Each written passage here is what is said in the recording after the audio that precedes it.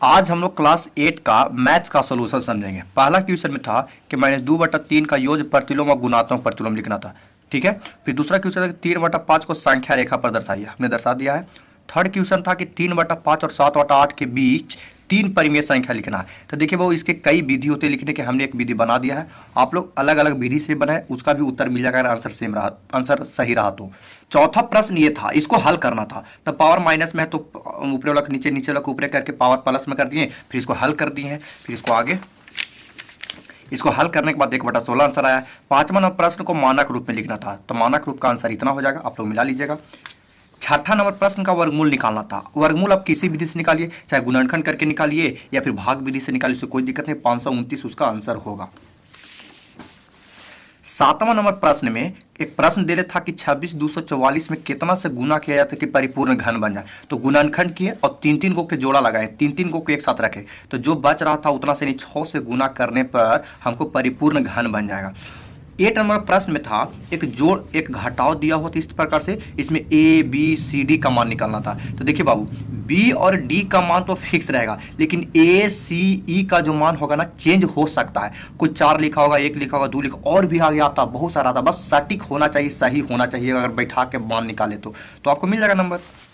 9 number प्रश्न एक संख्या ऐसा दिया हुआ था और कह रहा था कि 9 से विभाजित है तो x का मान निकालिए। तो हमने क्या कि सबको जोड़ के जोड़ा तो 42 + x आया, यानी x पर कितना लिखेंगे ताकि 9 का पहाड़ा में आ जाएगा। ये सिर्फ 9 3 के लिए बाबू होता है, सबके लिए नहीं होता है। 10वां नंबर प्रश्न है कि ये दिया हो तो इसको गुणनफल निकालना था, तो इसका आंसर है a² + b² - c² + 2ab आएगा। 11वां प्रश्न में इसको हल करना था, यानी a - b का होल स्क्वायर पर निकालना था, तो इसका आंसर इतना हो जाएगा। 12 नंबर प्रश्न में गुणनखंड करना था, इसका गुणनखंड आप लोगों को सिखाए हैं, इसका आंसर x - 7 और 4x - 1 उल्टी भी आएगा तो उससे कोई दिक्कत नहीं है। 13 नंबर प्रश्न भाग था कि भाई भाग देना था, इसी से इतना भाग देना था, तो भागफल आपको 3x² - 6x + 11 आएगा और शेष -35 आएगा। 14 नंबर प्रश्न ये दिया होता है, इसमें से हल करके x का मान निकालना था, तो हमने एलसीएम लेकर के पूरी तरह से हल कर दिया है, आप लोग आराम आराम से मिला लीजिएगा। तो इसका आंसर होगा -8/5 x का मान आएगा। 15 नंबर प्रश्न एक चित्र दे दिया था, बोला था कि इसमें x का मान निकालिए। तो त्रिभुज के तीनों कोनों का योग 180 डिग्री होता है, इसी के द्वारा हमने कहा कि x का मान निकालिए हल करके, तो x का मान 40 आएगा। 16 नंबर प्रश्न था कि एक संख्या है, उस संख्या में 4 जोड़कर 7 से भाग देने पर 3.2/4 आती है, तो संख्या का मान निकालना था। हमने संख्या को x मान लिया, इसको जब हल किए तो हल करने के बाद हमको कितना आ गया, 41/2 आया है, ठीक है। और 70 नंबर प्रश्न में एक आंकड़ा दे दिया था, बोला था कि बताइए कि अनुक्रम विचरण है कि व्युत्क्रम विचरण। तो हम लोग विधि जानते हैं कि अनुक्रम विचरण और व्युत्क्रम विचरण जांच करने की क्या विधि हो, तो हमने जांच करके देखा तो अनुक्रम विचरण हुआ। 18 नंबर प्रश्न था कि 3000 kg का 15% निकालिए, तो 450 kg आएगा, आप लोग कैलकुलेशन, तो सिंपल क्वेश्चन था। 19 नंबर प्रश्न में सीपी दिया हुआ था, लाभ प्रतिशत दिया होता तो एसपी निकालना था, तो हमने सूत्र पर रख के निकालिए, तो एसपी बराबर 1380 रुपया इसका आंसर होगा। 20 नंबर प्रश्न में था कि 2 लगातार सम संख्याओं का योग 242 दे लेता, तो हमने 2 को लगातार सम संख्या मान लिया और दोनों को जोड़ने से 242 आता है, तो x का मान निकाल लिया, तो यानी पहली संख्या 120 हो गया, दूसरी संख्या 122 हो जाएगा, 2 अधिक हो जाता है। 21 नंबर प्रश्न में 28 लीटर पेट्रोल से तय की गई दूरी 1568 किलोमीटर दे लेता, तो कहा कि 20 लीटर में कितना होगा, तो 1 लीटर में दूरी निकालिए 56 किलोमीटर चल सकते हैं, तो 20 लीटर में 20 से गुना करने तो 1120 किलोमीटर हम लोग चल सकते हैं 20 लीटर पेट्रोल में।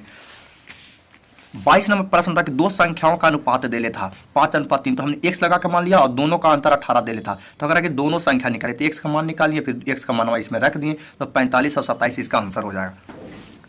23 नंबर प्रश्न पिता और पुत्र के उम्र को लेकर के था, तो हमने पुत्र की उम्र को 1 मान लिया, तो पिता की उम्र 17 वर्ष अधिक था, हमने बोला था कि हमेशा मानना है छोटा वाला उम्र को मानना है, तो 17 जब अधिक था तो 17 जोड़ दिए। इसके बाद कह रहा था कि पुत्र और पिता की उम्रों का योगफल 67 है, तो x का मान निकालिए, तो x का मान निकालने के बाद दोनों का उम्र आसानी से निकल गया। उसके बाद 24 नंबर प्रश्न दे लेता, ये दिया हुआ था कि 4 के पावर 3x - 4 बराबर 8 के पावर 2, तो x का मान निकालिए, तो हमने पावर के ऊपर पावर आधार को सेम किया, फिर 2 कट गया, अब काट नहीं भी काटेंगे तो कोई दिक्कत नहीं, फिर x का मान निकाला तो 7/3 ही आएगा।